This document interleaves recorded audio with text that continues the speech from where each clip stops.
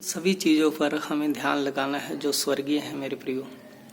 और जब हम अपने जीवन को सफल बनाने की बात करते हैं तो मैंने पहले भी एक कहानी को आप लोगों से शेयर किया हुआ है और एक बार फिर से मैं आपको बताता हूँ। एक बार एक संत के पास एक व्यक्ति आया और उसने कहा कि गुरुजी मेरे इस जीवन का मूल्य क्या है।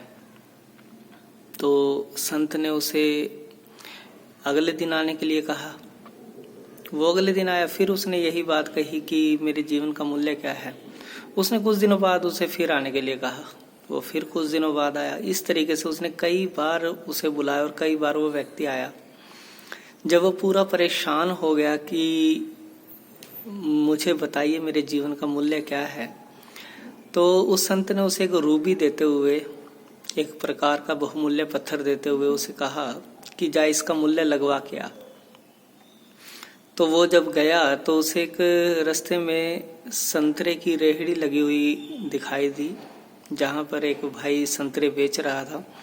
तो उसने वो पत्थर उसे दिखाते हुए कहा कि ये जो रूबी है, ये जो पत्थर है, इसके कितने संतरे देगा। तो उस संतरे वाले भाई ने उसे कहा कि इसके मैं 2 दर्जन संतरे तुम्हें दे दूंगा। तो उसने कहा कि ठीक है, बट मेरे गुरुजी ने कहा है कि इसे बेचना नहीं है, सिर्फ मूल्य लगवाना है। वो आगे गया तो एक भाई आलू बेच रहा था। तो उसने उससे पूछा कि इसका कितने आलू दे दोगे। तो उसने कहा 1 बोरी आलू ले जा भाई, क्योंकि चमकदार है, अच्छी लग रही है। तो उसने सोचा चल ठीक है, लेकिन वो आगे बढ़ गया क्योंकि संत जी ने कहा था कि उसे बेचना नहीं है। तो उसने फिर आगे जाकर एक सुनार उसे मिला जो सोने का कारोबार करते हैं। उन्होंने उसे दिखाया और कहा कि इसके कितने पैसे दे सकते हो। तो उसने देखा कि ये है तो मूल्यवान और चमकदार भी है। तो उसने कहा कि मैं इसके तुझे 50,000 रुपये दे दूंगा। अब उसकी आंखें फटी रह गई कि 50,000 इस छोटे से पत्थर के। लेकिन फिर भी संत ने कहा था कि बेचना नहीं है। तो फिर वो आगे चला। आगे जाके उसे एक जौहरी मिला जो हीरों का कारोबार करते हैं। उसने जब उसे दिखाया कि इसके कितना पैसा मिल सकता है, तो उसने जब उसे देखा तो उसे एक अपना जो कपड़ा उसने ढका हुआ था सर पे, मफलर जिसे कह देते हैं या चद्दर कह सकते हैं, उसने वो जमीन पर बिछाया और उसको कहा कि इसके ऊपर इसे रख दो। और जब उसने रख दिया तो उसने उसके 7 बार चक्कर लगा के उसे प्रणाम किया और फिर कहता पूरी कायनात की अगर दौलत भी दे दी जाए ना तो भी इसे खरीद नहीं सकते हैं। वो व्यक्ति बड़ा हैरान हुआ कि इतनी मूल्यवान चीज है ये। तो उस व्यक्ति ने वापस जाकर संत को कहा कि ऐसे ऐसे बात हुई। तो संत ने मुस्कुराते हुए कहा, कहता कुछ समझ में आया। कहता क्या।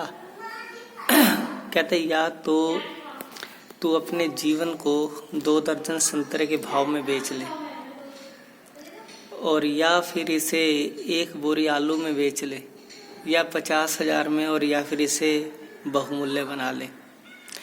मेरे प्रिय, वही बात मैं आपसे कहना चाह रहा हूँ कि आप अपने जीवन का मूल्य समझें और उसे महत्वपूर्ण बनाएं प्रभु के लिए। और इसका तरीका क्या है, पौलुस इस बारे में बताता है। 2 कुरिन्थियों और उसका 5 अध्याय, यहाँ पर ऐसा लिखा हुआ है। 2 कुरिन्थियों 5 अध्याय और इसका 14 वचन में यहाँ पर लिखा है कि क्योंकि मसीह का प्रेम हमें विवश कर देता है, इसलिए कि हम यह समझते हैं कि जब एक सब के लिए मरा तो सब मर गए। मेरे प्रियो, जब एक सबके लिए मरा तो सब मर गए। याद रखिएगा इसे। और फिर लिखा है, और वह इस निमित्त सबके लिए मरा कि जो जीवित हैं वे आगे को अपने लिए न जिए, परंतु उसके लिए जो उनके लिए मरा और फिर जी उठा। तो मेरे प्रियो, मैं आपसे पूछना चाहता हूं कि क्या आप मसीह के लिए जीवित हैं? क्योंकि वचन कहता है कि यीशु इसलिए आपके लिए मरा कि आगे से आप अपने लिए ना जिएं, आप यीशु के लिए जिएं। क्या आप वाकई अपने आप को मसीही कह सकते हैं? क्या आज वाकई आपके अंदर पवित्रता वास करती है? क्या आज वाकई यीशु या पवित्र आत्मा आपके जीवन की अगुवाई करने वाले हैं? या आज भी आपके हृदय के अंदर पाप भरा हुआ है और आप पाप के साथ कंफर्टेबल हैं? मेरे प्रियो, यदि आज आप अपने जीवन को नहीं संवारेंगे तो कल हो सकता है आपको मौका ना मिले, क्योंकि लिखा है कि जो विश्वास से भटक जाता है उसे नया बनाना अनहोना है।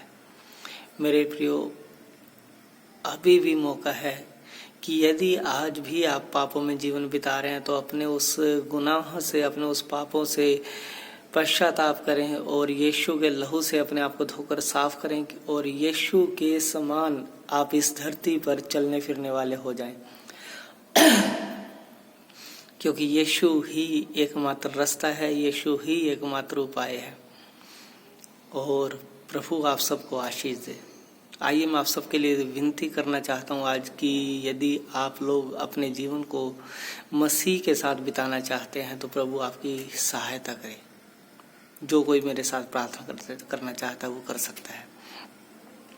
प्यारे पिता परमेश्वर, आपका धन्यवाद करते हैं इस समय प्रभु। जो लोग प्रभु आज इस वचन को सुनते हैं प्रभु, जो लोग प्रभु अपने जीवन को प्रभु आपके वचन के अनुसार चलाना चाहते हैं प्रभु, आपसे विनती करते हैं कि आपका आत्मा हर एक जन के साथ रहे प्रभु और हर एक जन की अगुवाई करे प्रभु। यीशु, आपका लहू आज हर एक उस पाप को धो दे प्रभु, आज हर एक उस हीन भावना को धो दे प्रभु, हर एक उस दोष भावना को धो दे प्रभु जो लोगों के जीवन में आती है प्रभु और वो उसे आपसे दूर करती है। प्यारे पिता परमेश्वर, आपसे विनती करते हैं कि आप अपने बच्चों के ऊपर दया करें और अपने अनुग्रह में प्रभु हर एक जन को बनाए रखें।